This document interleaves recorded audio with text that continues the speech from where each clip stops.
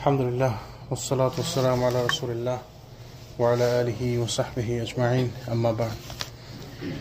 আল্লাহ সুবহানাহু ওয়া তাআলা অসংখ্য শুকরিয়া, তিনি আমাদেরকে তৌফিক দিয়েছেন রাসূল সাল্লাল্লাহু আলাইহি ওয়াসাল্লামের জীবন সম্পর্কে জানার জন্য, একত্রিত হওয়ার। আমরা আলোচনা করতেছিলাম তাবুক যুদ্ধ সম্পর্কে। আমরা আলোচনা করছিলাম যে তাবুক যুদ্ধ থেকে ফেরার পথে রাসূল সাল্লাল্লাহু আলাইহি ওয়াসাল্লাম যখন মুনাফিকদের দ্বারা আক্রমণের শিকার হয়েছিলেন, তখন 12 জন মুনাফিক তাকে হত্যার জন্য চেষ্টা চালায়, রাসূল সাল্লাল্লাহু আলাইহি ওয়াসাল্লামকে 12 জন মুনাফিক। তো যদিও সাহাবীরা হঠাৎ চলে আসার কারণে ওরা আর সফল হতে পারেনি, কিন্তু রাসূল সাল্লাল্লাহু আলাইহি ওয়াসাল্লাম তাদের মুখ ঢাকা ছিল। তো সাহাবীরা যখন তাদেরকে পিছনে তাড়া করেন, তারা এসে আবার সবার সাথে মিলে যায়। যেহেতু তারা মুনাফিক ছিল, তো মুসলমানদের মধ্যেই ছিল, তো তারা এসে আবার সবার সাথে একসাথে মিশে একাকার হয়ে গেল, তো কেউ চিনতে পারলো না কে। কিন্তু রাসূল সাল্লাল্লাহু আলাইহি ওয়াসাল্লামকে আল্লাহ সুবহানাহু ওয়া তাআলা জানিয়ে দেন এদের নাম, এবং তিনি নামগুলা শেয়ার করেন একজন সাহাবীর সাথে। কোন সাহাবী? হুযায়ফা ইবনুল ইয়ামান রাদিয়াল্লাহু আনহু। এবং তিনি একমাত্র সাহাবী যিনি মুনাফিকদের নাম সম্পর্কে জানতেন, এবং এই ছিল ঘটনা যে তাকে রাসূলকে আক্রমণ করা হয়েছিল, এবং তিনি আল্লাহ সুবহানাহু ওয়া তাআলার মাধ্যমে তার নামগুলো জানতে পারছেন, এবং জানার পরে তিনি সাহাবীর সাথে শেয়ার করেছেন, শুধুমাত্র একজন সাহাবীর সাথে, হুযায়ফা ইবনুল ইয়ামান। তো এই জন্য তাকে বলা হয়তো সাহেবুস সির, অথবা সিররুর রাসূল রাসূলুল্লাহ, রাসূল সাল্লাল্লাহু আলাইহি ওয়াসাল্লামের গোপনীয়তা রক্ষাকারী। তো সাহেবুস সির মানে গোপনীয়তা রক্ষাকারী সাহাবী, অথবা রাসূল সাল্লাল্লাহু আলাইহি ওয়াসাল্লামের গোপনীয়তা রক্ষাকারী। তিনি কাউকে আর বলেননি নামগুলা, তিনি নামগুলা কাউকে আর কখনো বলেননি। সাহাবীরা যেমন ওমর রাদিয়াল্লাহু আনহু ব্যবহার বলছিলাম, তিনি চাইতেন যে নামগুলো জানতে চাইছেন, তখন যখন তাকে বলা হল যে না, আমি নাম বলবো না, বলছেন অ্যাটলিস্ট আপনি বলুন তো আমার নাম আছে কিনা লিস্টের মধ্যে।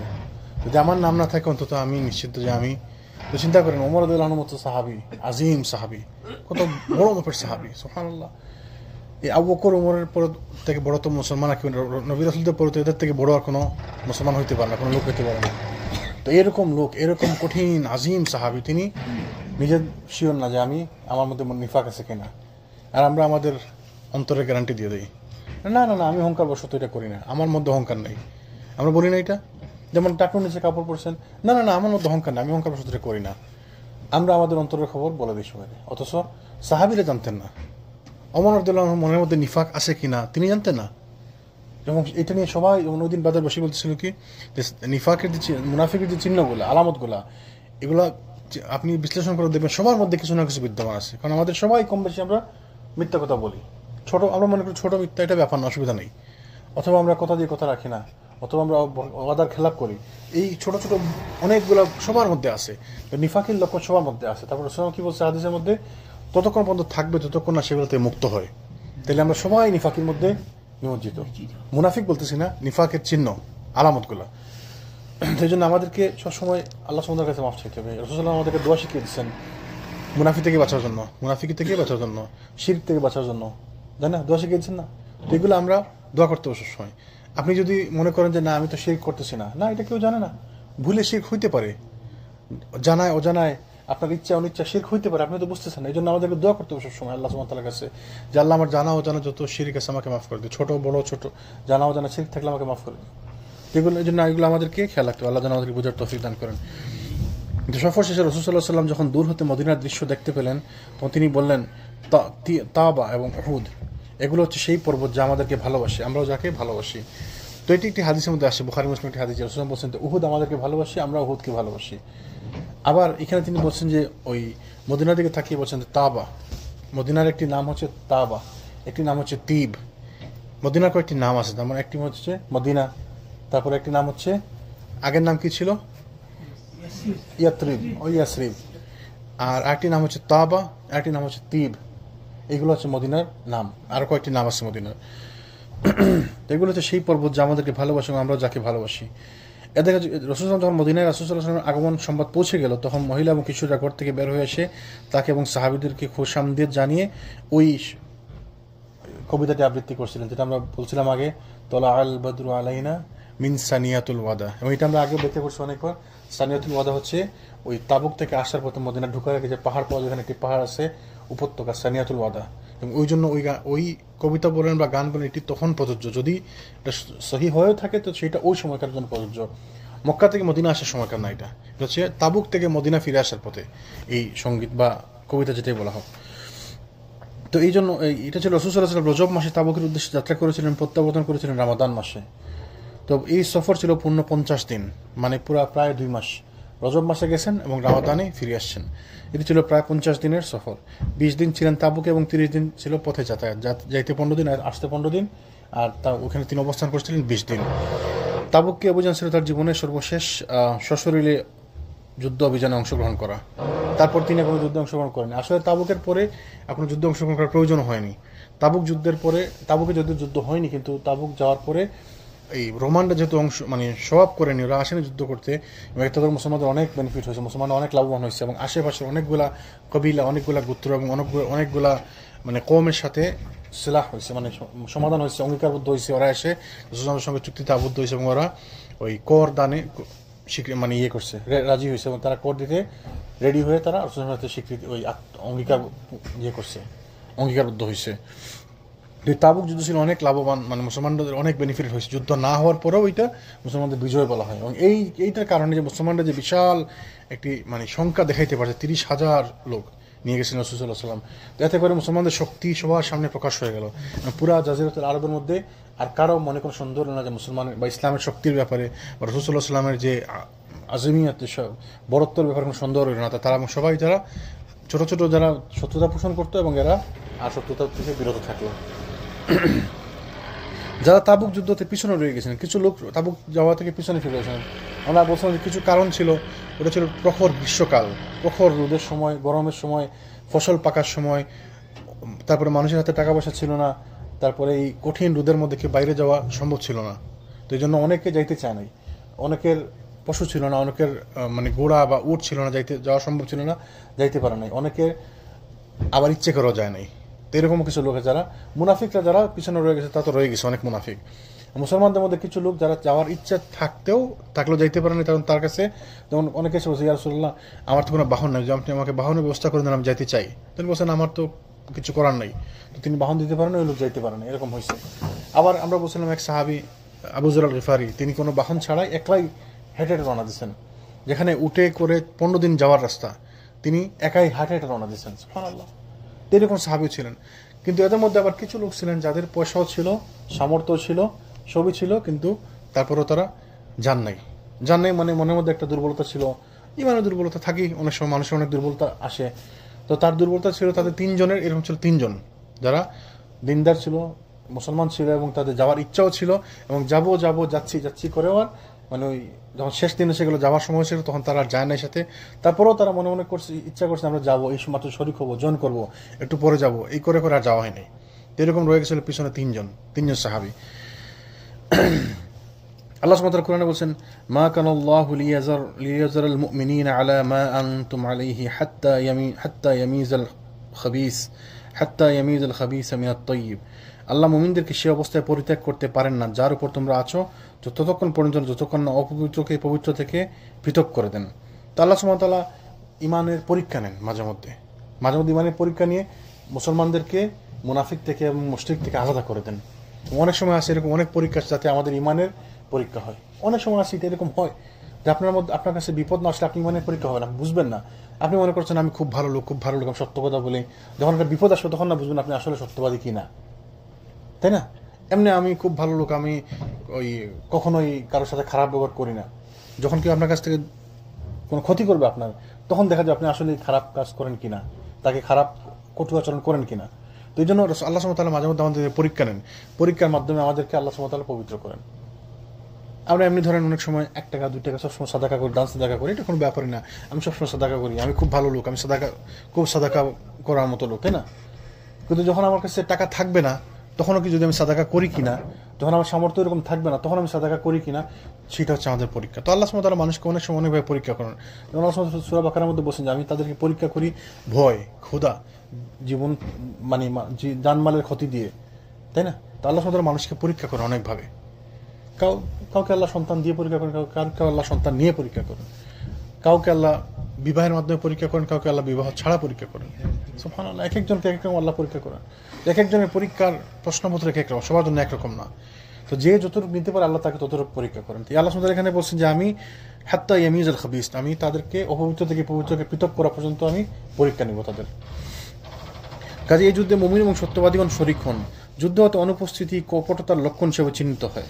সুতরাং তখন ঠিক এরকম এক পরিস্থিতির সৃষ্টি হয়েছিল, যদি কেউ পিছনে পড়ে থাকতো কিংবা পিছুটান হয়ে থাকতো, তার সম্পর্কে রাসূল সাল্লাল্লাহু আলাইহি ওয়াসাল্লামের সামনে আলোচনা করা হলে তিনি বলতেন, দাউহু ফাইন ইয়াকুনু ফীহি খাইর, তাকে ছেড়ে দাও, যদি তার মধ্যে মঙ্গল নিহিত থাকে তাহলে আল্লাহ শীঘ্রই তাকে তোমাদের নিকট পৌঁছে দিবেন, আর যদি তার না হয় তাহলে আল্লাহ তোমাদেরকে তার অনুপস্থিতির মাধ্যমে শান্তি প্রদান করবেন। সুবহানাল্লাহ, দেখেন কীরকম মানে নেতা যে কীরকম হইতে হয়। রাসূল সাল্লাল্লাহু আলাইহি ওয়াসাল্লাম আমাদের জন্য উত্তম দৃষ্টান্ত, মানে এর থেকে ভালো দৃষ্টান্ত হইতেই পারে না। তখন আর বিশ্লেষণ করতে বুঝতে পারবো যে এখানে আসলে নেতাগিরি কীরকম হওয়া উচিত। যখন তাকে বলা হতো, ইয়া রাসূলুল্লাহ অমুক তো এখনো আসে নাই, তিনি বলতেন নিচ্ছকে লেগিন বি, তাকে ছেড়ে দাও, তার মধ্যে যদি আল্লাহ উত্তম খের ভালো কিছু রেখে থাকেন তাহলে সে আসবে, আর যদি সে না আসে তাহলে তার অনুপস্থিতির মাধ্যমে আল্লাহ তোমাদেরকে শান্তি প্রদান করবেন। ব্যাপারটা বুঝতে পারছেন? মানে সে যদি না আসে তো আসলে আমার জন্য খারাপ হইতো, তো সে আসবে না, তাহলে এটা আমার জন্য ভালো, আল্লাহ আমার জন্য এটার মাধ্যমে আমাকে শান্তি দেবে এবং তার খারাপ থেকে, তার ক্ষতি থেকে আমাকে রক্ষা করবেন। তো এই জিনিসটা যদি নেতা যদি তার অনুচরদেরকে বা সহচরদেরকে, সাহাবীদেরকে বোঝান, তো সাহাবীরা কীরকম মানে মুতমাইন থাকবেন, মনের মধ্যে একটা মানে ভালো শান্তি বজায় করবে না। সুবহানাল্লাহ। আবার এই জিনিসটাই আমরা চাইলে, ওই কোনো নেতা চাইলে এটাকে আবার উস্কিয়ে দিতে পারে যে হ্যাঁ দেখছো তোমরা, ও আসে নাই, ও খারাপ লোক, তো সাহাবীদের মনের মধ্যে খারাপ ধারণা তৈরি হইতো, তাই না? তোমার আবারই হইতো। দেখেন নেতাগিরি কীরকম, রাসূল আমাদেরকে কীভাবে শিখাই গেছেন। তো ওই জন্য আমরা বলি রাসূল সাল্লাল্লাহু আলাইহি ওয়াসাল্লামের জীবনের প্রত্যেকটা মুহূর্তে মুহূর্তে আমাদের জন্য শিক্ষা আছে, লেসন আছে, এবং আমাদেরকে এখান থেকেই শিখতে হবে। আর কারোর জীবন থেকে আমাদের শেখার কোনো সুযোগ নাই, আর দরকার নেই তো আমাদের। We have enough in the life of Muhammad সাল্লাল্লাহু আলাইহি ওয়াসাল্লাম। আমাদেরকে আর কারো ওই যে বেঞ্জামিন ফ্রাঙ্কলিন বলেন আর ওয়াশিংটন বলেন, এদের কাছ থেকে শেখার দরকার নেই তো আমাদের। আমাদের রাসূল সাল্লাল্লাহু আলাইহি ওয়াসাল্লাম আছে, সাহাবীদের জীবনী আছে, আমাদের সালাফদের জীবনী আছে। সুবহানাল্লাহ, আমাদের কার দরকার নেই আসলে, কিন্তু আমরা এগুলোতে খেয়াল করি না, এগুলোতে আমরা গুরুত্ব দিই না, এগুলোকে আমরা ওই অত মানে কি বলে খেয়াল করি না জিনিসগুলোতে। আল্লাহ যেন আমাদেরকে বোঝার তৌফিক দান করেন। প্রকৃত ব্যাপার হচ্ছে যে যুদ্ধ হতে সেই সকল লোক অনুপস্থিত ছিল যারা ছিল অপারগ অথবা ছিল মুনাফিক। তো যারা অপারগ ছিল, যেমন আমি বলছি অনেকের বাহন ছিল না, অনেকের সম্পদ ছিল না, অনেকে অসুস্থ ছিল, এরা অপারগ, যাইতে চাওয়ার পরেও যাইতে পারে নাই, এরকম কিছু লোক ছিল। আবার কিছু লোক ছিল যারা যায় নাই, তারা ছিল মুনাফিক। মুনাফিকদের মধ্যে কিছু লোক যারা যাইতে পারে নাই, যায় নাই। মুনাফিকগণ আল্লাহ এবং তার রাসূল সাল্লাল্লাহু আলাইহি ওয়াসাল্লামের উপর ঈমানের মিথ্যা দাবি করত এবং দাবির ভিত্তিতে তারা যুদ্ধে শরীক হয়েছিল, কিন্তু যুদ্ধের ব্যাপারে তারা ছিল সম্পূর্ণ নিষ্ক্রিয়। মিথ্যা অজুহাতে তারা যুদ্ধরত সৈন্যদের পিছনে বসে থাকত। কিন্তু তিন ব্যক্তি এমন ছিল যার প্রকৃতির মুনাফিক মুমিন ছিল এবং কোনো কারণ ছাড়া যুদ্ধে শরীক হওয়া থেকে তারা বিরত ছিল। যারা বলছিলাম তিনজন মাত্র লোক ছিল, আমরা এটা আলোচনা করছি একদিন ডিটেলস খুতবাতে, পুরো একটা খুতবাই ছিল আমাদের এই তিনজনের ব্যাপারে। আল্লাহ সুবহানাহু ওয়া তাআলা তাদেরকে পরীক্ষার মধ্যে নিপতিত করেন এবং পুনরায় তাদের তওবা কবুল করে নেন। এর তাবুক হতে প্রত্যাবর্তন করে রাসূল সাল্লাল্লাহু আলাইহি ওয়াসাল্লাম মদিনায় প্রবেশের পর সর্বপ্রথম মসজিদে নববীতে অবস্থান গ্রহণ করেন এবং সেখানে 2 রাকাত সালাত আদায় করেন। অতঃপর লোকজনদের জন্য সেখানে বসে পড়েন। এ সময় 80 জনেরও অধিক মুনাফিকের একটি দল উপস্থিত হয়ে নানা ওজর আপত্তি আরম্ভ করে দেয় এবং শপথ করতে থাকে। রাসূল সাল্লাল্লাহু আলাইহি ওয়াসাল্লাম বাহ্যিকভাবে তাদের ওজর গ্রহণ করে আজ্ঞানুবর্তী হওয়ার শপথ গ্রহণ করেন এবং তাদেরকে ক্ষমা প্রদান করেন।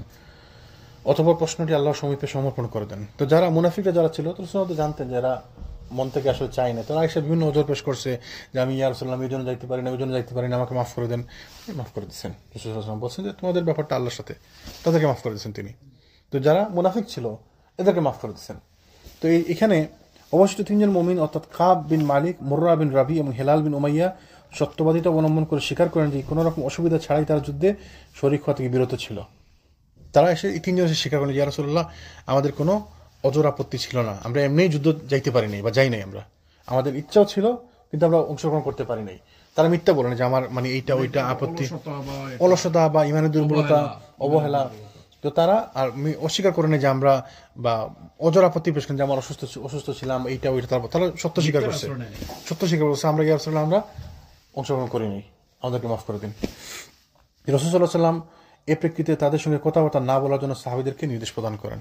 সাহাবীদেরকে নির্দেশ দেন তোমরা তাদের সাথে আর কথাবার্তা বন্ধ, তাদেরকে এই তিনজন। তাহলে দেখেন এখানে একটি ব্যাপার লক্ষণীয়, মুনাফিকদের 80 জনকে মাফ করে দিলেন, কিন্তু সত্য বলা লোকগুলোকে বলেন যে এদের সাথে কেউ কোনো কথা বলবে না, এবং এদের শাস্তি কঠিন শাস্তি ছিল। তাদের সাথে সবার কথাবার্তা বন্ধ ছিল, প্রায় 50 দিন তাদের সাথে সবার কথাবার্তা বন্ধ ছিল। এমনকি তাদেরকে শেষের দিকে এক পর্যায়ে তাদেরকে তাদের পরিবার থেকে বিচ্ছিন্ন থাকতে বলা হয়েছে, তাদের ওয়াইফকে তাদের সাথে যোগাযোগ মানে কথাবার্তা না বলতে বলা হয়েছে। তো এইরকম কঠিন শাস্তির মুখোমুখি। তাহলে কি বোঝা গেল? আমরা হলে বলতাম মুনাফিকদেরকে মাফ করে দিলেন আর আমাদেরকে মাফ করলেন, সত্য কথা বলি, এটা বলি না আমরা যে আমি একটা ভুল করলাম আপনি আমাকে এই করলেন, আর ও সারাদিন ভুল করতেছে, তাহলে ভুলের মাত্রা হচ্ছে ভিন্ন। হচ্ছে মুনাফিক রসুল জানতেন যে হ্যাঁ মিথ্যাবাদী লোক, হ্যাঁ মিথ্যা বলে, তার মিথ্যা আর হে সবসময় মিথ্যা কথা বলে, আর একটা মিথ্যা কথা বলছে, ও তো এমনি মানে। কিন্তু আপনি সত্যবাদী লোক, আপনি যদি না করেন, আপনি যদি মিথ্যা বলেন, তাহলে এটা অপরাধ, এটাকে অপরাধ হিসেবে ধরবো। তো একজন খারাপ লোক, সে খারাপ করতেছে, প্রতিদিন 10টা খারাপ করে, আজকাল 2টা এক্সট্রা করছে, তো তারে আমি 2টার জন্য শাস্তি দিয়েই বাকি, তার তো আরো 10টার জন্য আল্লাহ তাকে এমনি শাস্তি দিবে। আর আপনি ভালো লোক, আপনি কোনো খারাপ কাজ করেন, আজকে আপনি একটা খারাপ কাজ করছেন, আপনার জন্য এটাই অনেক বড় ব্যাপার। তো এইখানে আমার জন্য শিক্ষা আছে। তো এরকম এখন যদি কেউ আমরা একটি সবসময় ভালো কাজ করি, একদিন খারাপ কাজ করলাম, আর আপনি এসে আমরা আবার কমপ্লেন করি, হ্যাঁ আমি সবসময় ভালো কাজ করি, এরকম বলে কিন্তু আমরা, আমার ছেলেও হয়তো বলবে, আমাদের ঘরেও হয়তো বলবে যে আমি সবসময় ভালো কাজ করি, আজকে একদিন আমি এটা করতে পারি, তুমি আমাকে এটা বললা, তাই না? কিন্তু আসলে যারা ভালো কাজ করে এদের জন্যই শাস্তিটা কঠিন, এবং এদের পরীক্ষাটাই কঠিন আসলে। যেমন আমরা ওই বলি ক্লাস 1-এর পরীক্ষা, ফাইনাল পরীক্ষা, ক্লাস 10-এর ফাইনাল পরীক্ষা সমান না। ক্লাস 1-এর পরীক্ষা একদম ইজি, তাই না? ক্লাস 10-এ যত উপরে যাবেন তত পরীক্ষা কঠিন হবে, তত কঠিন হবে। তো যে যত ভালো, তার পরীক্ষা তত কঠিন।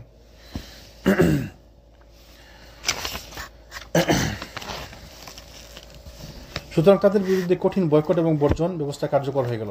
মানুষের মধ্যে পরিবর্তন এসে গেল, পৃথিবী ভয়ানক আকার ধারণ করলো, এবং পৃথিবী প্রশস্ততা থাকা সত্ত্বেও তাদের জন্য সংকীর্ণ হয়ে গেল। তাদের জীবনের জন্য বিপজ্জনক এক পরিস্থিতি সৃষ্টি হয়ে গেল। মানে তাদের সাথে এখন কেউ কোনো কথা বলে না, তারা মসজিদে যায়, তারা সালাম করে, তাদের সাথে কেউ উত্তর দেয় না, কোনো হাই হ্যালো ভালো আছেন এটা সেটা কোনো কথা নেই তাদের সাথে। এবং এটা আপনি কল্পনা করেন একবার, আপনার সাথে কেউ কোনো কথা বলে না, আপনার ঘরেও কেউ কথা বলে না, আপনার মসজিদে আপনার কেউ কথা বলে না, তো এক পর্যায়ে কী করেন, আপনি মসজিদে আসা বন্ধ করে দেবেন, সমাজ থেকে বিচ্ছিন্ন হয়ে যাবেন আপনি। তো তাদের জন্য এটা দুনিয়া প্রশস্ততা সত্ত্বেও দুনিয়া সংকীর্ণ হয়ে গেল তাদের জন্য, তাই না? এমনই বিপদের সৃষ্টি হয়ে গেল যে 40 দিন অতিবাহিত হওয়ার পর তাদেরকে আপন আপন স্ত্রী এবং পরিবার পরিজন থেকে পৃথক থাকার নির্দেশ প্রদান করা হলো। যখন বয়কটের 50 দিন পূর্ণ হলো, তখন আল্লাহ সুবহানাহু ওয়া তাআলা তাদের জন্য তাদের তওবা কবুল করার সুসংবাদ প্রদান করে আয়াত নাজিল করলেন। তো তার মধ্যে অনেক ঘটনা আছে, আসলে আমরা এখানে তো ডিটেইলস না, আমরা আগে আলোচনা করছি। তো 3জন সাহাবী ছিলেন, তাদের জন্য তাদের পরিবার থেকে বিচ্ছিন্ন থাকার ঘোষণা আসলো। তাদের মধ্যে একজন ছিলেন বয়স্ক, হিলাল বিন উমাইয়া, তিনি বয়স্ক লোক। তার স্ত্রী এসে রাসূলকে বললেন, ইয়া রাসূলুল্লাহ, আমার স্বামী তো অসুস্থ, আই থিঙ্ক তিনি অন্ধ ছিলেন, সে তো অসুস্থ, তো তার দেখাশোনার জন্য আসলে আমাকে হেল্প করতেই হবে। তো তিনি বলছেন, তাকে তুমি খাবার দাবার মানে যেটুকু প্রয়োজন ওটুকু হেল্প করবা, তার বাইরে তুমি কোনো তার সাথে কথাবার্তা বলতে পারবে না, আর বাকি 2জনের ফ্যামিলির সাথে কথা বলা নিষেধ। তো চিন্তা করেন, আপনাকে বলা হলে আপনার পরিবারের সাথে আপনার কথা বলতে পারবেন না, আপনার পরিবারকে বলা হলে আপনি তার সাথে কোনো কথা বলতে পারবেন না। তো এরকম কঠিন ব্যাপার। আর তারা এর মধ্যে তওবা করতে করতে করতে করতে কন্টিনিউয়াসলি তওবার উপরে আছেন। তাদের তওবা করার কারণে আল্লাহ সুবহানাহু ওয়া তাআলা তাদেরকে মাফ করে দেবেন। রাসূল সাল্লাল্লাহু আলাইহি ওয়াসাল্লাম তাদেরকে মাফ করতে রাজি ছিলেন। তিনি বলছেন, আল্লাহর পক্ষ থেকে কোনো নির্দেশ আসা না পর্যন্ত আমার কিছু করার নেই, আমার কিছু বলার নেই। এবং তিনি ওই জন্য অপেক্ষা করতেন 50 দিন। আপনি কল্পনা করেন, আমরা তো বলে দিলাম এখানে এক আধা পাতার মধ্যে 50 দিন, কিন্তু 50 দিন মানে 1 মাস 20 দিন, অলমোস্ট 2 মান্থস। সুবহানাল্লাহ, 2 মাস তাদের সাথে কোনো কথা বলে না।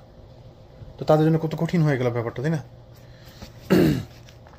তারপরে আল্লাহ সুবহানাহু ওয়া তাআলা কোরআনে আয়াত নাযিল করলেন তাদেরকে মাফ করার মাধ্যমে, وعلى ثلاثة الذين خلفوا حتى إذا ضاقت عليهم الأرض بما رحبت وضاقت عليهم أنفسهم وظنوا أن لا ملجأ من الله إلا الله। আর তিনি অনুগ্রহ করলেন ওই 3জনের প্রতি যারা পিছনে রয়ে গিয়েছিল। তাদের নাম হচ্ছেন কাব বিন মালিক, মুররা বিন রাবিয়া, হিলাল বিন উমাইয়া রাদিয়াল্লাহু আনহুম। তারা অনুশোচনার আগুনে এমনই দগ্ধীভূত হয়েছিলেন যে শেষ পর্যন্ত পৃথিবী তার পূর্ণ বিস্তৃতি নিয়েও তাদের প্রতি সংকুচিত হয়ে গিয়েছিল। আল্লাহ সুবহানাহু কোরআনে বলছেন এই কথাটা, যে পৃথিবী, সূরা তাওবার মধ্যে, সূরা তাওবা 118 নম্বর আয়াত। আর তাদের জীবন দুর্বিষহ হয়ে উঠল, আর তারা বুঝতে পারল যে আল্লাহ ছাড়া তাদের কোনো আশ্রয়স্থল নেই তার প্রতি ফিরে যাওয়া ব্যতীত। অতঃপর তিনি তাদের প্রতি অনুগ্রহ করলেন এবং যাতে তার অনুশোচনার দিকে তারা ফিরে আসে। আল্লাহ অতিশয় তওবা কবুলকারী এবং বড়ই দয়ালু। আল্লাহ সুবহানাহু তাদের তওবা কবুল করে নিলেন। তার জন্য পরীক্ষা ছিল এইটা, যে তারা কতক্ষণ এই তওবার উপর থাকতে পারে, কতক্ষণ দোয়ার উপরে থাকতে পারে। তো এখানে আমাদের জন্য শিক্ষা কি? তওবা করলে তওবা কবুল হবেই। আপনি দোয়া করতে থাকেন, দোয়া কবুল হবে ইনশাআল্লাহ, দোয়া কবুল হবে ইনশাআল্লাহ। আমরা দোয়াতে খুব তাড়াহুড়ো করি, আজকে দোয়া করলাম কালকে রেজাল্ট চাই, তাই না? যদি কোনো কারণে একটা চাকরি দরকার, আজকে তাহাজ্জুদ পড়লাম, কালকে আমার চাকরি দরকার, মানে চাকরি না পাইলে আমরা তাহাজ্জুদ পড়লাম, চাকরি হলো না কেন? আমাদের মনের মধ্যে এরকম একটা ধারণা আছে, কিন্তু আমাদের আসলে বাস্তবতা বুঝতে হবে। মানে আল্লাহ সুবহানাহু ওয়া তাআলার যে সুন্নাত আমাদেরকে বুঝতে হবে। দোয়া করলে দোয়া কবুল হবে, দোয়ার ফেট হচ্ছে আল্লাহ আপনার দোয়া কবুল করবেন সাথে সাথে, অথবা দোয়া আপনার দেরি হবে, দোয়া দেরিতে কবুল হবে, অথবা এর বদৌলতে আল্লাহ আপনাকে ভালো কিছু, উত্তম কিছু দিবেন, অথবা এর ফল আপনি কিয়ামতের দিন পাবেন, তাই না? তো মানে এই ঈমান যদি থাকে, এই আকীদা যদি আপনার থাকে, আপনি মুতমাইন থাকবেন, আপনি মনের মধ্যে প্রশান্তি থাকবে, আপনার মনের মধ্যে শান্তি থাকবে, শান্তি বিরাজ করবে যে আপনি দোয়া করছেন, আল্লাহর উপরে ভরসা করছেন, আল্লাহর উপরে ছেড়েছেন, বাস আলহামদুলিল্লাহ, আমার কিছু করার নাই।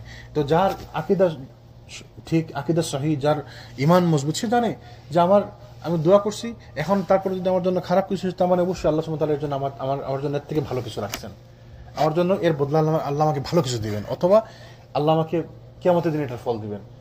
আর আমাদের জন্য যারা কিয়ামতে বিশ্বাস করে, আমাদের ইমানের একটি অংশ হচ্ছে কিয়ামতে বিশ্বাস, আখিরাতে বিশ্বাস, তাই না? যারা আখিরাতে বিশ্বাস করে তাদেরকে যদি বলা হয় যে আপনি দুনিয়াতে কষ্ট করবেন এবং আপনার জন্য জান্নাত নিশ্চিত, তারপর আমরা রাজি ইনশাল্লাহ, তাই না? আমরা দুনিয়াতে কষ্ট করতে রাজি যদি আমাদের জান্নাত নিশ্চিত হয়। আর জান্নাতে তো কোনো শেষ নাই, অসীম, জান্নাতে কোনো শেষ নাই, যার কোনো এন্ডিং নাই, জান্নাতে কোনো মৃত্যু নাই। রাসূল কি বলছেন হাদিসের মধ্যে আসছে, কিয়ামতের দিন যখন জান্নাতি জাহান্নামী আলাদা হয়ে যাবে, তখন সবার সামনে মৃত্যুকে এনে কালো বকরির আইনে মৃত্যুকে জবাই করা হবে, মানে ওই দিন পর থেকে মৃত্যু নাই। তো এই অসীম জীবনের জন্য আমরা কষ্ট করতে রাজি আছি যাদের ঈমান শক্ত আছে এবং যারা আখিরাতের উপর বিশ্বাস রাখে এবং যাদের আকীদা সহিহ আছে, তাই না? তো এই জন্য যারা শুদ্ধ আকীদা আছে, সঠিক মানহাজের উপর আছে, তারা দোয়া করে, তারা দোয়ার ফেট সম্পর্কে জানে এবং তারা এটার উপরে ভরসা করে, আল্লাহর উপর ভরসা করে তারা। তো এই জন্য দেখেন, এরা তওবা করছে, আল্লাহ তাআলা তওবা কবুল করছে।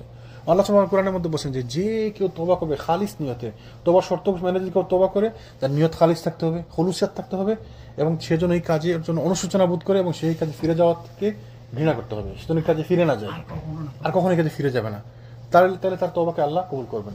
কিন্তু যদি সে আবার ওই কাজে ফিরত যায়, অসুবিধা নেই, সে আবার তওবা করবে, আল্লাহ তোমাদের সুযোগ দিয়ে দিচ্ছেন, সে আবার তওবা করবে। ধরেন সে ভুল করছে, সে এবং ঠিক সে অনুশোচনার মধ্যে আছে এবং ঠিক সে ওয়াদা করছে সে আর এই কাজের মধ্যে যাবে না। কিন্তু শয়তান তো আছে আমাদের চারিপাশে, শয়তান তো আমাদের সব দিক থেকে আমাদেরকে আক্রমণ করে। শয়তান আপনাকে আবার অস্বস্তি দিল, আপনাকে নিয়ে আবার ওই কাজের মধ্যে পতিত করে ফেললো, ওই কাজের মধ্যে ফেলে দিল, তারপরে আপনি আবার তওবা করেন, আল্লাহ আপনাকে আবার মাফ করে দিবেন। কিন্তু ইখলাস থাকতে হবে যে আমি আসলে এই কাজটা করবো, কিন্তু ভুল করে আবার হয়ে গেছে, তা আল্লাহ আপনাকে আবার মাফ করে দিবেন। কিন্তু এটাকে অনেকে আবার যদি জোকস মনে করে নেয়, একটু খেলা মনে করে নেয়, আচ্ছা একটু মাফ করি, একটু মাফ চাই আল্লাহ, সবাইকে দেখায়, তাহলে মাফ তো হবে না, বরং সে মুনাফিকি করলো, সবার সামনে দেখাইলো, তাই না? তো এই জন্য এটা আমাদেরকে খেলাতে হবে। আমাদের যত অপরাধ থাকবে না কেন, আমরা আল্লাহ কাছে মাফ চাইতে হবে। আল্লাহ কাছে মাফ না চাইলে আমাদের কোনো মাফ নাই, এবং আল্লাহ কাছে মাফ চাইলে আল্লাহ সুবহানাহু ওয়া তাআলা অবশ্যই আমাদেরকে মাফ করে দিবেন। মীমাংসা সম্পর্কিত আয়াত অবতীর্ণ হওয়া সাধারণ মুসলিমগণ এবং 2-3 সাহাবা অত্যন্ত আনন্দিত হন। লোকেরা দৌড়ে গিয়ে শুভ সংবাদ প্রচার করতে থাকে। আনন্দের বহিঃপ্রকাশ হিসাবে সকলের মুখমণ্ডল উজ্জ্বলতা প্রকাশ পায় এবং সকলে দান খয়রাত করতে থাকে। প্রকৃত এই দিনটি ছিল তাদের জন্য চরম এবং পরম সৌভাগ্যের দিন। সুবহানাল্লাহ, কিরকম সৌভাগ্যবান সাহাবী! একটি ভুল করছে, তাদের ভুলের কারণে আল্লাহ সুবহানাহু কোরআনে তাদের কথা আল্লাহ মেনশন করছেন। কিয়ামত পর্যন্ত মানুষ এই আয়াত তেলাওয়াত করতে থাকবে। সুবহানাল্লাহ, এই কিয়ামত পর্যন্ত এই আয়াত মানুষ তেলাওয়াত করতে থাকবে এবং তাদের কথা আলোচনা হতেই থাকবে। একটি ভুল করছে তারা, কিন্তু আল্লাহ সুবহানাহু তাদেরকে এত সম্মান করছে, এত সম্মানিত করছেন, তারা তওবা করছে, আল্লাহ তাদের তওবা কবুল করছেন। তওবা কবুল করার মাধ্যমে এদেরকে আল্লাহ এত সম্মানিত করছে যে কিয়ামত পর্যন্ত মানুষ এদের ব্যাপারে আলোচনা করবে, কিয়ামত পর্যন্ত মানুষ এদের এই আয়াতটা তেলাওয়াত করবে, এদের ব্যাপারে যে বলা আয়াতটা। সুবহানাল্লাহ, কিরকম সম্মান! আর যারা অপারগতার কারণে যুদ্ধে শরীক হতে পারেনি, তাদের জন্য আল্লাহ সুবহানাহু ওয়া তাআলা কোরআনে আয়াত নাযিল করেন। তাদের সম্পর্কে রাসূল সাল্লাল্লাহু আলাইহি ওয়াসাল্লাম মদিনায় পৌঁছার পর বললেন, মদিনায় এমন কতগুলো লোক আছে যা তোমরা যেখানেই সফর করেছো এবং যে উপত্যকা অতিক্রম করেছো তারা তোমাদের সঙ্গেই রয়েছে। তাদের অপারগতা তাদেরকে আটকে রেখেছিল। আবার দেখেন এদের সৌভাগ্য দেখেন, তারা অপারগতার কারণে যাইতে পারেনি যুদ্ধে, যেমন বাহন নাই বা অসুস্থ বা ফ্যামিলিতে কেউ যাদেরকে টেক কেয়ার করা রাখতেছে, কোনো কারণে তারা আসলেই অপারগ ছিল, যাদের আসলে এক্সকিউজ ছিল। রাসূল সাল্লাল্লাহু তাদের ব্যাপারে কি বলছেন যে কিছু লোক এমনও পিছনে রয়ে গেছে আমাদের, যারা তোমরা যে উপত্যকা অতিক্রম করছো তারা যেন তোমাদের সাথেই আছে, তোমরা যে যুদ্ধে অংশগ্রহণ করছো তারা যেন তোমাদের সঙ্গে যুদ্ধ করতেছে। কিরকম মর্যাদা! সুবহানাল্লাহ, এরকম একটা নাম বলতে পারবেন না কেউ মর্যাদাবান এরকম একজন সাহাবী? হ্যাঁ, উম্মে মাকতুম, অন্ধ সাহাবী, কখনো যেতে পারেন না, কিন্তু তিনি নিশ্চয়ই এটা সওয়াব পেয়েছেন। কিন্তু একজন সাহাবীর নাম বলা আছে, আলী রাদিয়াল্লাহু আনহুর ব্যাপারে একবার হয়েছে এরকম একটা যুদ্ধে, তিনি যান নাই, তিনি যাইতে চাইছিলেন, যেমন এই যুদ্ধে তিনি যাইতে চাইছিলেন, রাসূল তাকে রেখে গেছেন, বলছেন না তুমি থাকো, তুমি যেমন আমার জন্য মুসার জন্য যেমন হারুন ছিল আমার জন্য তেমন তুমি, তাই না? তো আমি তোমাকে রেখে গেলাম, তুমি আমাদের সঙ্গেই আসো। আরেকজন সাহাবী ওসমান, যিনি বদরে অংশগ্রহণ করতে পারেননি, কেন?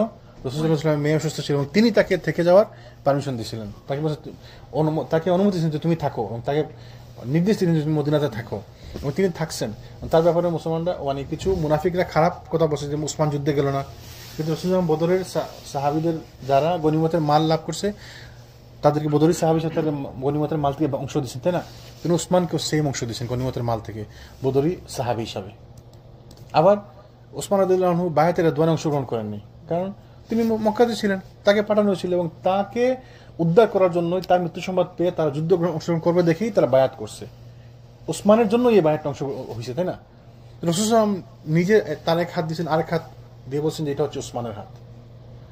তো উসমানকে তিনি অংশগ্রহণের ওই দাবিদার বলছেন রাসূলুল্লাহ সাল্লাল্লাহু আলাইহি ওয়াসাল্লাম। উসমান রাদিয়াল্লাহু আনহু যুদ্ধে অংশগ্রহণ না করেও তিনি যুদ্ধের অংশগ্রহণকারীদের সমান মর্যাদা। সুবহানাল্লাহ। তো এরকম রাসূল বলছেন যে তারা লাইসা আলা দুআফা ওয়ালা আলাল মারদা ওয়ালা আলাল লাযিনা লা ইয়াজিদুনা মা ইউনফিকুন। তা বলছেন যে এমন কতগুলো লোক আছে তোমরা যেখানে সফর করেছো, যে উপত্যকা অতিক্রম করেছো এবং তারা তোমাদের সঙ্গেই রয়েছে, আর তাদের অপারগতা তাদেরকে আটকে রেখেছিল। কেউ ছিল দুআফা দুর্বল, কেউ ছিল মারিদ অসুস্থ, কেউ অপারগ ছিল। তো তারা যাওয়ার ইচ্ছা ছিল, তাদের মনের মধ্যে যাওয়ার আকাঙ্ক্ষা ছিল, তাদের নিয়ত ছিল তারা যাবে, এবং এই জন্য আল্লাহ রাসূল বলছেন যে তারা তোমাদের সঙ্গেই ছিল। লোকেরা বলল ইয়া রাসূলুল্লাহ, তারা মদিনায় অবস্থান করার পরেও আমাদের সঙ্গে ছিল? রাসূল বলেন হ্যাঁ, ওয়াহুয়া বিল মদিনাতি, হ্যাঁ তারা মদিনায় অবস্থান করো, তারা আমাদের সঙ্গেই ছিল। সাহাবীরা বললেন ইয়া রাসূলুল্লাহ, তারা মদিনায় থেকে আমাদের সঙ্গে ছিল? রাসূল বললেন যে হ্যাঁ, এবং তিনি কনফার্ম করলেন যে হ্যাঁ তারা আমাদের সঙ্গেই ছিল। সুবহানাল্লাহ, কিরকম মর্যাদাবান সাহাবী! তা আমাদের যদি এরকম ঈমান মজবুত হয়, আমাদের যদি অন্তর যদি খালিস থাকে, অনেক কাজ আপনি না করেও কাজের সওয়াব পেয়ে যাবেন, তাই না? সুবহানাল্লাহ। ধরেন আপনি এক্সাম্পল, আজকে আপনি রাত্রে আপনি নিয়ত করছেন আপনি তাহাজ্জুদের সালাত পড়বেন, এবং আপনি নিয়ত সহি ইখলাস পুরা মানে খালিস নিয়ত আপনি বলছেন যে আসলে আপনি তাহাজ্জুদের নামাজ পড়বেন, সালাত আদায় করবেন তাহাজ্জুদের, এবং ঘুমিয়ে গেলেন, বেশি ঘুমের কারণে আপনি উঠতে পারলেন না, আপনি কিন্তু তাহাজ্জুদের সওয়াব পেয়ে যাবেন ইনশাআল্লাহ আপনার নিয়তের কারণে। এটা মনে করি যে আমি বলি যে আচ্ছা ঠিক আছে আজকে কাজ করবো, ঘুমানোর সময় বলবো যে আচ্ছা আজকে তাহাজ্জুদে উঠবো, আর আসলে আমার উঠার ইচ্ছা নাই, ঘুম ভাঙলে আমি উঠবো না, পড়বো না, তাহলে ওইটা সমান না? কারণ নিয়ত তো আল্লাহ সুবহানাহু ওয়া তাআলা দেখতেছেন।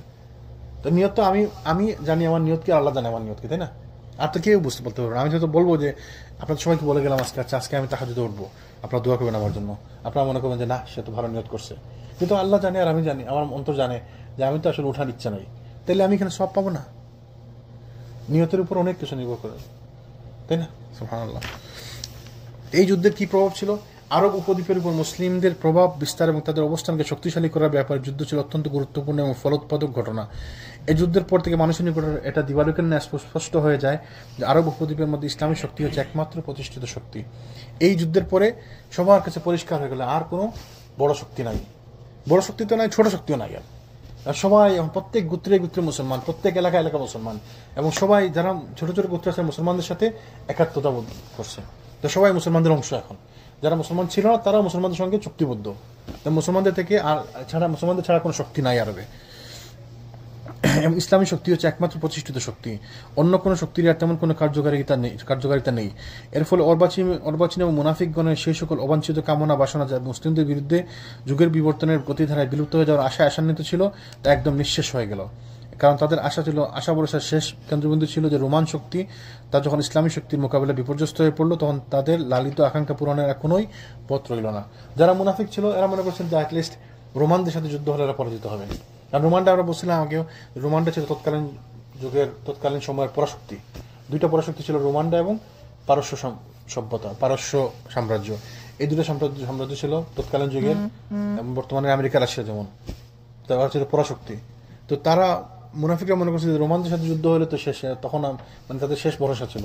এবং এই যুদ্ধে যখন রোমানরা পরাজিত হইলো, রোমানরা আসলোই না, তারা সবই করলো না, তখন তাদের আর কোনো মুনাফিকদের আর মনের মধ্যে কোনো মানে শেষ ভরসা যেটা ছিল ওইটাও মিটে গেল। তখন তাদের কাছে এটাও সুস্পষ্ট হয়ে গেল যে ইসলামী শক্তির নিকট আত্মসমর্পণ করা ছাড়া নিষ্কৃতি লাভের আর কোনো পথই অবশিষ্ট রইল না। কাজে পরিবর্তিত পরিস্থিতির প্রেক্ষাপটে তখন এরকম কোনো প্রয়োজন ছিল না যে মুসলিমগণ মুনাফিকদের সাথে নম্র এবং অযাচিতভাবে ভদ্র আচরণ করবেন। আল্লাহর পক্ষ থেকে মুসলিমগণ নির্দেশিত হলেন যে তাদের জন্য শক্ত সাহসিকতাপূর্ণ এবং সংখ্যাহীন আচরণ করতে। যেমন আগে ছিল, এই যুদ্ধের আগে পর্যন্ত ছিল যে মুনাফিকদের সাথে নরম আচরণ করা, এই সামনে কিছু না বলা, কারণ এদের তো অনেক লোক আছে, আমরা যখন অত প্রতিষ্ঠিত না। এই যুদ্ধের পরে আল্লাহ সুবহানাহু ওয়া তাআলা আয়াত নাযিল করে দিলেন যে কারোর সাথে আর এখন ওই সমঝে চলার কোনো দরকার নাই, মুনাফিকদেরকে ওই হুজুর করার কোনো দরকার নেই এখন। তার মুসলমানদের শক্তি এখন বিস্তর, এখন কাউকে ওই হুজুর করে চলার দরকার নাই। তো তো মুসলমানদের শক্তি বাড়ছে আলহামদুলিল্লাহ। এমনকি তাদের সাদাকা গ্রহণ, তাদের সালাতে জানাজা অংশগ্রহণ, তার জন্য ক্ষমা প্রার্থনা করা, তাদের কবরের পাশে যাওয়ার ব্যাপারে মুসলমানদেরকে নিষেধ করে দেওয়া হলো। অধিকন্তু ষড়যন্ত্র এবং দুরভিসন্ধির বশবর্তী হয়ে মসজিদ নামের যে ক্ষুদ্র ঘরটি তারা তৈরি করেছিল তা ধ্বংস করে দেওয়ার নির্দেশ প্রদান করা হলো। এই যেমন কোরআন মধ্যে আল্লাহ সূরা তওবার মধ্যে আল্লাহ বলেন যে তারা বিবিধের কারণে যে ঘরটি তৈরি করছিল মসজিদ হিসাবে, তো সেই ঘরটিকে আল্লাহ সুবহানাহু ওয়া তাআলা ভেঙে ফেলার নির্দেশ দিলেন। তাহলে বোঝা গেল ওই বিভেদের, শেখ সালেহ হুসাইমিন রাহিমাহুল্লাহ বলছেন যে বিভেদ সৃষ্টির উদ্দেশ্যে যদি কেউ মসজিদ তৈরি করে তো সেই মসজিদে আবাদ করা যাবে না, বরঞ্চ কোরআনের আয়াত অনুযায়ী এই সেই মসজিদকে ভেঙে ফেলতে হবে যদি কেউ বিভেদের উদ্দেশ্যে করে। এবং আল্লাহ আমাদেরকে, আল্লাহ মুস্তান আল্লাহ আমাদেরকে মাফ করুন, আমাদের সমাজে এই জিনিসগুলো এত বেশি আছে যে বিভেদের কারণে মসজিদ এত মসজিদ হয়েছে। যেমন আমি আপনি দুজন মিলে একটা মসজিদ করব, তখন দেখলাম যে আপনি প্রেসিডেন্ট হয়ে গেছেন, তা আমি চিন্তা করেন দূর, তাইলে আমি গিয়ে একটা মসজিদ করি, আমি ওই মসজিদের প্রেসিডেন্ট হয়ে যাব। এরকম যে কত মসজিদ হয়েছে, যত জায়গায় আমরা অন্যান্য কমিউনিটির লোকদের মনের ভিতরে খবর আমরা জানি, আমরা আমাদের খবর জানি, আমাদের বাঙালি কমিউনিটি, বাংলাদেশি কমিউনিটির মধ্যে এই জিনিসটা এত বেশি পরিমাণে আছে। সুবহানাল্লাহ, আল্লাহ মুস্তান আল্লাহ আমাদেরকে মাফ করুন। মানে ছোট ছোট ঘর নিয়ে মসজিদ, ছোট ছোট ঘর নিয়ে মসজিদ কেন? কারণ আমি ওর সাথে থাকবো না, ওর সাথে আমার চলবে না, ওর সাথে আমার মনে হবে না, এর সাথে ওকে আমি দেখতে পারি না। অথবা এখানে ওই গোত্র প্রথা হয়ে গেছে, যেমন ওইটা হচ্ছে সিলেটি মসজিদ, ওইটা হচ্ছে নোয়াখালীর মসজিদ, এটা হচ্ছে অমুক জায়গার মসজিদ। সুবহানাল্লাহ, বাঙালিদের মসজিদে আমি যাবো না, বার্মিজের মসজিদে আমরা যাবো না, পাকিস্তানদের মসজিদে আমি যাই না, মানে এটা কোনো কথা? সুবহানাল্লাহ, আল্লাহু আকবার, আল্লাহ আমাদেরকে মাফ করুন, আল্লাহু মুস্তাআন। আল্লাহ সুবহানাহু ওয়া তাআলা কি বললেন? ওই ঘরটাকে ভেঙে দেওয়ার নির্দেশ দিলেন। এ সময় তাদের সম্পর্কে এমন সব আয়াত অবতীর্ণ হতে থাকলো যার মাধ্যমে তাদের কার্যকলাপ খোলাখুলি জনসমক্ষে প্রকাশিত হয়ে পড়ল। তাদের সততা এবং দুরভিসন্ধির ব্যাপারে সন্দেহের আর কোনো অবকাশই রইল না।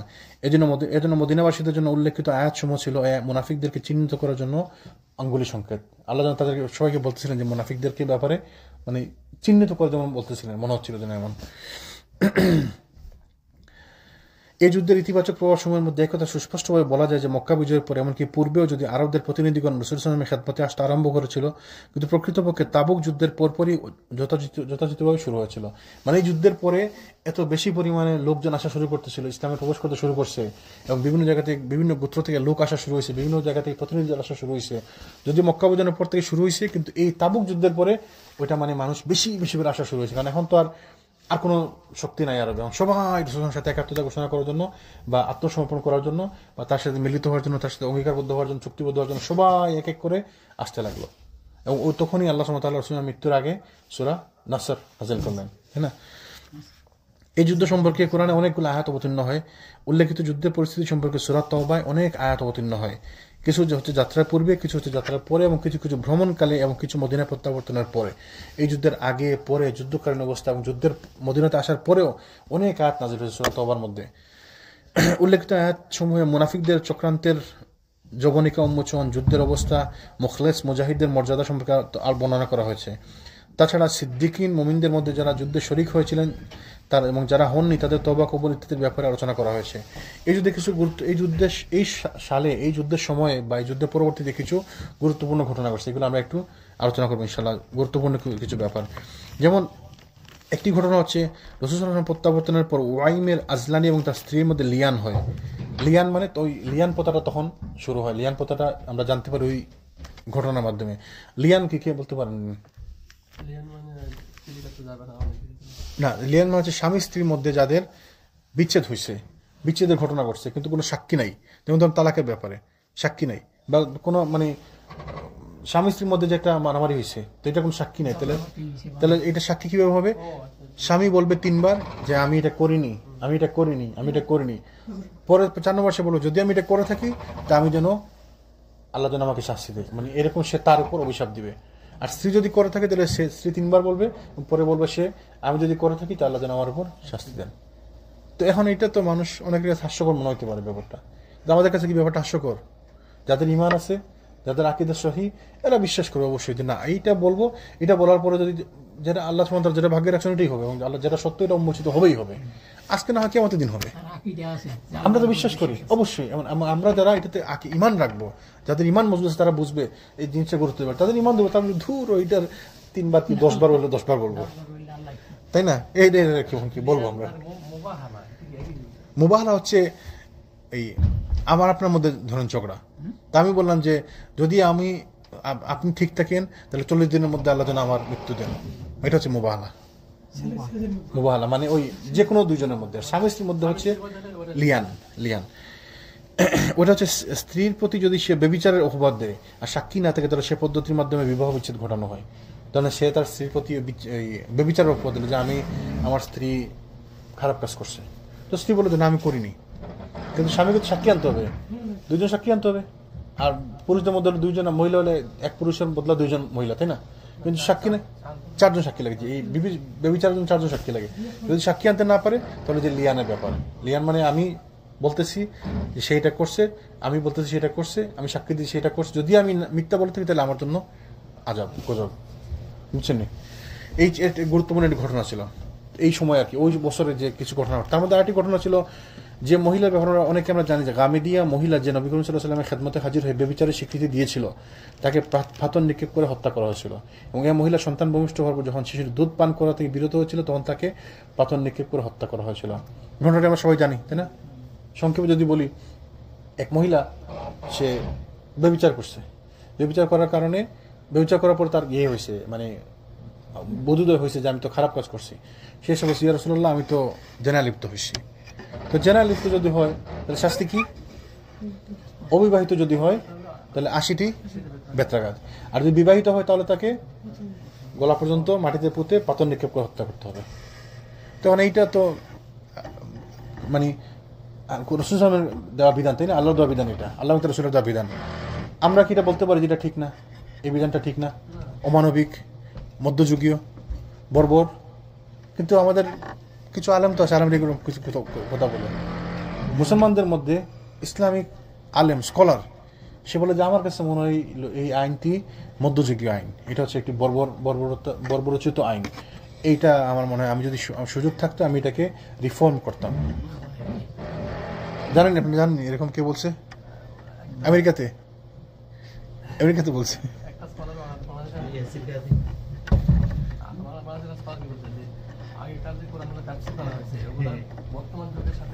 সামঞ্জস্যহীন না।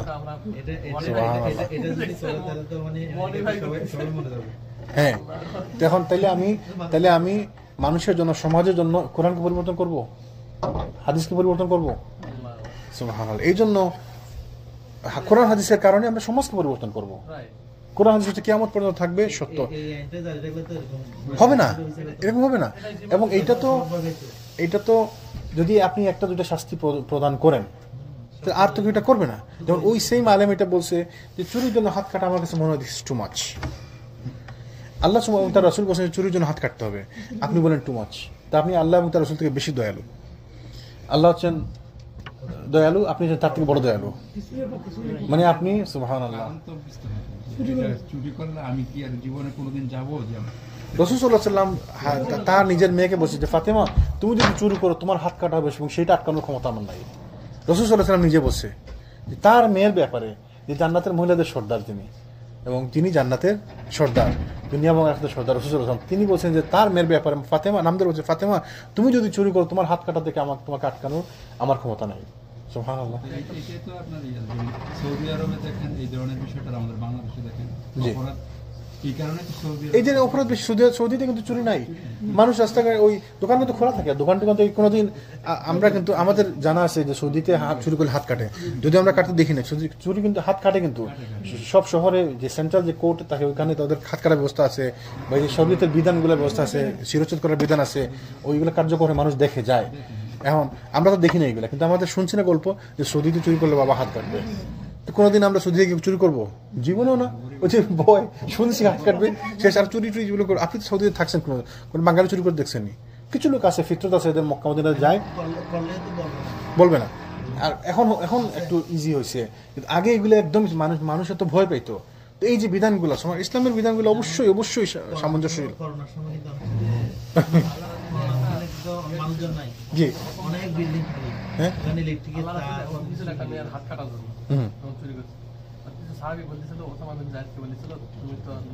জি জি জি, একটু বলো। হ্যাঁ, আল্লাহ রাসূল মানে জি সুবহানাল্লাহ।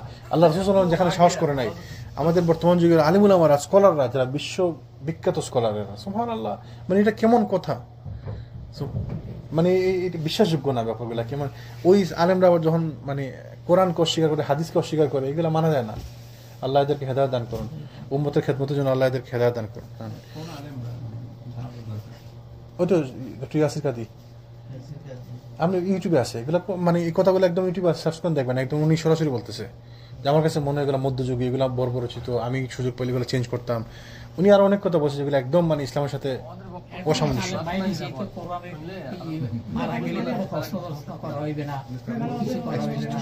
জি কার কথা বলছে? কি বলছে?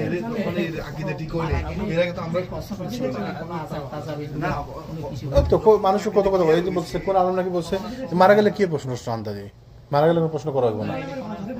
সুবহানাল্লাহ। এইরকম কথাগুলা মানে আনন্দের মুখ থেকে যে কথাগুলো শুনলে যখন সরাসরি কোরআন হাদিস অস্বীকার করা, কোরআন হাদিসের বিরুদ্ধে বলা খুব খারাপ, খুব খারাপ। আল্লাহ যেন আমাদেরকে হেফাজত করেন। জি। তো এখন ওই মহিলা আসছিল যে রাসূলুল্লাহ আমি তো ব্যভিচার করছি, তিনি বলছেন তাহলে তো তোমার শাস্তি হচ্ছে মৃত্যুদণ্ড, তোমাকে পাথর নিক্ষেপ করে হত্যা করতে হবে। কিন্তু সে মহিলা ছিল প্রেগনেন্ট, বলছে ঠিক আছে তোমার প্রেগনেন্সি শেষ হোক, প্রেগনেন্সি শেষ হওয়ার পরে তোমার যখন বাচ্চা ভূমিষ্ঠ তখন তুমি এসো। তো বাচ্চা ভূমিষ্ঠ হওয়ার পরে আমার দেখেন তাকে 1 বছর প্রায় 9 মাস সময় দেওয়া হয়েছে, তাই না? যে 9 মাস পরে সে আসছে বাচ্চা ভূমিষ্ঠ হওয়ার পরে, সে বলছে ইয়া রাসূলুল্লাহ আমি দেখেন তো মহিলার ইমান দেখেন, সে আবার আমরা হইলে আসতাম বলতাম আমরা বলতাম তো না। তো সে তার আবার 9 মাস মধ্যে 9 মাস পরে সে আবার আসছে। আসার পরে সে বলছে ইয়া রাসূলুল্লাহ আমার বাচ্চা ভূমিষ্ঠ হয়েছে, এখন আমি শাস্তির জন্য রেডি। বলছে তোমার বাচ্চা ভূমিষ্ঠ হয়েছে কিন্তু বাচ্চা তো দুধ খাইতে হবে, বাচ্চা 2 বছর দুধ খাইতে হবে, বাচ্চাকে 2 বছর দুধ খাওয়ানোর পর তুমি আসবা। বাচ্চাকে 2 বছর দুধ খাওয়ানোর পরে মহিলা আবার আসছে, ইয়া রাসূলুল্লাহ আমি এখন রেডি। তো রাসূলুল্লাহ তো দেখছে তার শাস্তি তো কার্যকর করতে হবে, দেখেন শাস্তি কার্যকর করতে হবে। এত কিছুর পরেও তাকে চাইলে মাফ করতে পারতেন, কারণ এই এত তওবা করছে মহিলা, কিন্তু কন্টিনিউয়াস এই যে 2-3 বছর খালি তওবার উপরে ছিল। তো তাকে পাথর নিক্ষেপ করে হত্যা করা হয়েছে। তো পাথর নিক্ষেপ করা তার গা থেকে রক্ত এসে এক সাহাবীর গায়ে লাগছে, ওমর রাদিয়াল্লাহু আনহু সম্ভবত। তো ওমরের গায়ে রক্ত, ওমর খারাপ একটা গালি দিচ্ছেন, বেবিচারী মহিলা, জেনাকারী মহিলা। রাসূল বলছে না না ওমরটাকে গালি দিও না, খালিদ বিন ওয়ালিদ, আচ্ছা কোন এক সাহাবী, খালিদ বিন ওয়ালিদ হইতে পারে, জি। তো তিনি বকা দিচ্ছেন, তো রাসূল বলছেন না তুমি তাকে বকা দিও না, সে এত তওবা করছে, তার তওবা পুরা একটা জনপদের জন্য যথেষ্ট, এত তওবা করছে, আল্লাহ তাকে ক্ষমা করে দেবেন। সুবহানাল্লাহ। তো তার জন্য আসলে সুবিধা হয়েছে, দুনিয়াতে তাকে হত্যা করা হয়েছে, কিন্তু সে জান্নাতি মহিলা। তো এই জন্য আমাদেরকে যদি দুনিয়াতে শাস্তি দেওয়া হয়, জান্নাতে আমরা জান্নাত পাওয়া যাবে বিনিময়ে, তো দুনিয়াতে আমাদের শাস্তি কোনো অসুবিধা নেই। কিছু মানুষের কাছে দুনিয়াই সব, এবং দুনিয়ার কারণে মানুষ আখিরাতকে বিসর্জন দিয়ে দেয়। যেমন ওই যারা নাচ গানে মত্ত, যারা ওই নেশায় মত্ত, যারা ছোট ছোট মিথ্যা মানে ধান্দাবাজি, ধোকাবাজি, ব্যবসাতে 2 নম্বরই করা, চাকরি 2 নম্বর, ছোট ছোট ব্যাপারের মতো এরা দুনিয়াকে বিক্রি করে দিচ্ছে আখিরাতের বিনিময়ে, দুনিয়াকে আখিরাতকে বিক্রি করেছে দুনিয়ার বিনিময়ে। সুবহানাল্লাহ। এদের ঈমান নাই, এরা আখিরাত সম্পর্কে জানেই না, আখিরাত সম্পর্কে এরা বুঝে না, জান্নাত কি জাহান্নাম কি তারা পাত্তাই দেয় না। যারা সালাত আদায় করে না তারা জাহান্নামী, তারা তো মুসলমানই না। তো এই সালাত আদায় না করার কত কঠিন অপরাধী জানতো তারা, যে সালাত আদায় না করে থাকতে পারতো। ওই যে আমি সবসময় বলি না, যেমন আমরা মাগরিবে আমরা আসছি, এখানে 3 কাতার লোক, বিভিন্ন মসজিদে, সব মসজিদ মিলে হয়তো বড় জোরে 2000 লোক নামাজ পড়ছে মাগরিব, বড় জোরে 2000 লোক নামাজ পড়ছে মাগরিবের নামাজকে বাফল হতে, তাই না? এট দ্য সেম টাইম অন্তত 98,000 লোক তো নামাজ পড়েই নাই, তাই না? সুবহানাল্লাহ। তো এই আল্লাহ যেন আমাদের বুঝার তৌফিক দান করেন, আমরা আমাদেরকে যেন আল্লাহ সাবিত কদম রাখেন, আমাদের পাকে যেন আল্লাহ দিনের উপর শক্ত অবস্থায় রাখেন। আমিন। ইনশাআল্লাহ আমরা শেষ করে দিব। আরেকটি ঘটনা ঘটছে, বাদশাহ নাজাশী, সম্রাট আসমাহা, তিনি মারা গেছিলেন, ওই সময় রাসূল তার গায়েবানা জানাজা আদায় করেন। তো এই গায়েবানা জানাজা নিয়ে আমাদের সবার জানা আছে, এটা একটু ইখতিলাফি ব্যাপার। কেউ বলছে যে গায়েবানা জানাজা শুধুমাত্র যাদের জানাজা হয়নি বলে নিশ্চিত তাদের জানাজা করা যাবে। আবার কেউ বলছেন যে না, শেখ বিন বাজ রাহিমাহুল্লাহ বলছেন যে যারা গায়েবানা জানাজা পড়া যায়, যদি কেউ মুসলিম উম্মার জন্য বেনিফিটেড, উপকারী কেউ থাকে, উপকারী কোনো জিনিস রেখে গেছে, কোনো উপকারী জ্ঞান বা উপকারী বিদ্যা বা মানে মুসলিম উম্মার জন্য কোনো গুরুত্বপূর্ণ ব্যক্তি হলে তার গায়েবানা জানাজা পড়া যায়। আবার কেউ বলছেন যে কারো গায়েবানা জানাজা পড়া যায়। সবার দলিল হচ্ছে এই আসমাহার জানাজা, শুধুমাত্র পয়েন্ট অফ ভিউ ভিন্ন, তাই না? কেউ বলছেন যে না, যেহেতু আসমাহা বা বাদশাহ নাজাশী গোপনে মুসলমান ছিলেন এবং তার জানাজা এখানে হয় না সেটা নিশ্চিত, তো এই জন্য শুধুমাত্র যার জানাজা হয় না নিশ্চিত তার জানাজা পড়া যাবে। এটা হচ্ছে একদল উলামার মতো, আমরা এটা ফলো করি আলহামদুলিল্লাহ। আরেকদল উলামা বলছেন যে না, যারা বলে যে যে কারো জানাজা পড়া যায় তাদের দলিল কি? রাসূল সাল্লাল্লাহু আলাইহি ওয়াসাল্লাম পড়ছেন, তো আসমাহার জানাজা পড়ছেন না, তো তিনি যখন যে কাজ একবার করছেন সেটা তো আমরা পড়তে পারি, তাই না? তো এটা ফালান যায় না, এই দলিলও ফালান যায় না, সেম দলিল কিন্তু দৃষ্টিভঙ্গি ভিন্ন। আবার যারা বলে যে মুসলিম উম্মার জন্য বেনিফিট যারা আছে, বেনিফিটেড হয়েছে যারা, তাদের জানাজা নামাজ পড়া যাবে, তাদের দলিল কি? ওই সেম দলিল। আসমাহার মতো লোক যারা মুসলিম উম্মার জন্য উপকারী ছিল তাদের জানাজা পড়া যাবে, দলিল হচ্ছে এইটাই। তো আলহামদুলিল্লাহ এটা ইখতিলাফি ব্যাপার, অসুবিধা নেই, কেউ জানাজা পড়ে। অনেক সাহাবা তো মানে যুদ্ধে মারা গেছে, আবার এটা হচ্ছে ব্যাপার, অনেকে তো যুদ্ধে মারা গেছে, তাদের জানাজা পড়া যায় নাই।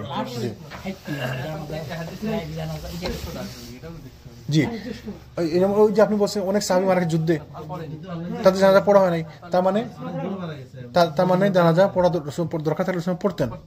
তো এই জন্য আমরা এটা ফলো করি যে জানাজা যার একবার হয়ে গেছে বলে নিশ্চিত আমরা, তার জানাজা পড়া যাবে না বা দরকার নেই। জি, আর তারপরে যদি ওই যে যেহেতু আবার ইখতিলাফ আছে, যদি কেউ পড়ে তো ইটস ওকে, আমরা এটা নিয়ে বেশি বাড়াবাড়ি করবো না। আমরা তো বলবো যে ভাই এটা থেকে ওইটা ভালো, কিন্তু এটা নিয়ে বাড়াবাড়ি করার দরকার নেই। ফরজে কিফায়া মানে একজন দুজন পড়লেই পুরো সমাজের আদায় হয়ে গেল, আলহামদুলিল্লাহ। তো এটা ঠিক। এখন আবার আমরা যদি কোনো ধরেন বাংলাদেশে এক লোক রাজনীতিবিদ মারা গেছে, তার জানাজা এখানে পড়বো, তো সেইটা কিন্তু বেশি একটু ওভার এক্সাইটেশন হয়ে যায়, মানে বেশি ভালোবাসা দেখানো হয়ে যায়। সাহাবী মারা গেছে, দূর দূরান্তে সাহাবীরা মারা গেছে, তাদের জানাজা একবারই পড়া হয়েছে, তো আপনি তাকে ভালো তার জন্য দোয়া করেন। জানাজার নামাজে এসে আপনি দোয়া করবেন, এর থেকে বেশি তো আপনি নিজে জানাজার নামাজ দোয়া মানে তো আপনি জানেনই না, আপনি জানাজার নামাজের নিয়মিত জানেন না, জানাজার নামাজ যে পড়বেন আপনি তো নিয়মিত জানেন না, আপনাকে শিখিয়ে দিতে হয় নামাজের আগে, নামাজ পড়ে শেষ আবার আপনি ভুলে যান, যার থেকে আপনি দোয়া করেন, আপনি আল্লাহ তার জন্য দোয়া করেন। তো এটা একটি ব্যাপার। আরো কিছু ঘটনা ঘটছিল ওই সময়, রাসূল সাল্লাল্লাহু আলাইহি ওয়াসাল্লামের মেয়ে উম্মে কুলসুম মারা গেছেন ওই সময়, তিনি ওই সময় মারা গেছেন। উম্মে কুলসুম রাদিয়াল্লাহু আনহা, তার মারা যাওয়ার পর রাসূল গভীরভাবে শোকাহত ছিলেন, এবং তিনি তার জামাইকে ছিলেন ওসমান। এটি ছিল রাসূল সাল্লাল্লাহু আলাইহি ওয়াসাল্লামের দ্বিতীয় মেয়ে, যাকে ওসমানের কাছে বিয়ে দিয়েছিলেন। এবং তিনি মারা যাওয়ার পর রাসূল বলছেন, লাউ কানাত ইনদি সালিসাতান লাযাওয়াজতুকাহা, আমার তৃতীয় কন্যা থাকলেও তার বিবাহ তোমার সঙ্গে দিতাম। মানে ওসমানের উপাধি ছিল যুন্নুরাইন, মানে দুই নূরের অধিকারী। কেন? রাসূল সাল্লাল্লাহু আলাইহি ওয়াসাল্লামের দুই মেয়ের জামাই, সুবহানাল্লাহ, কি রকম মর্যাদা চিন্তা করেন। অথচ এই সাহাবীকেও এই খারাজিরা হত্যা করছে, এটা কোনো কথা? রাসূল সাল্লাল্লাহু আলাইহি ওয়াসাল্লাম দুই মেয়ের জামাই, এক মেয়ে না, দুই মেয়ের জামাই, আর বলছে আরেকটা থাকলে আমার আরেকটা মেয়ে তোমার সাথে বিয়ে হতাম। ওই সাহাবীকে তারা হত্যা করছে, মানে শহীদ করছে। কোরআন পড়ছিল, কোরআন পড়া অবস্থায় তাকে কোরআনের উপরে মারা গেছে, তিনি হুজুরের উপরে কোরআন পড়া অবস্থায় মারা গেছে। তৎকালীন খলিফা মানে আপনাদের বাদশা, আপনাদের শাসক, আপনি তাকে হত্যা করছেন। মানে ওই সময় থেকে শুরু হয়ে গেছে আসলে ইসলামের ইখতিলাফ। জি হ্যাঁ, এবং তিনি যুদ্ধের অনুমতি দেন না, কিন্তু রাসূল তাকে বলছিলেন যে তোমার কাছ থেকে তোমার কাপড় কামিজ যদি কি খুলে নিতে তুমি দিও না। এই জন্য তিনি খেলাফতও ছাড়েননি, কিন্তু তিনি যুদ্ধ করতে চান যে মুসলমান যুদ্ধ করতে চাননি তিনি। ইনশাআল্লাহ আজানের সময় আমরা আগামী দিন কন্টিনিউ করবো। আল্লাহ যেন আমাদের বুঝার তৌফিক দান করেন, রাসূল জীবনী থেকে শিখিয়ে দেন, আমরা আমাদের জীবনে ইমপ্লিমেন্ট করতে পারি। এটা হচ্ছে আমাদের বড় উদ্দেশ্য। আল্লাহ যেন আমাদের বুঝার তৌফিক দান করেন। সুবহানাকাল্লাহুম্মা ওয়া বিহামদিকা আশহাদু আল্লা ইলাহা ইল্লা আনতা আস্তাগফিরুকা ওয়া আতুবু ইলাইক।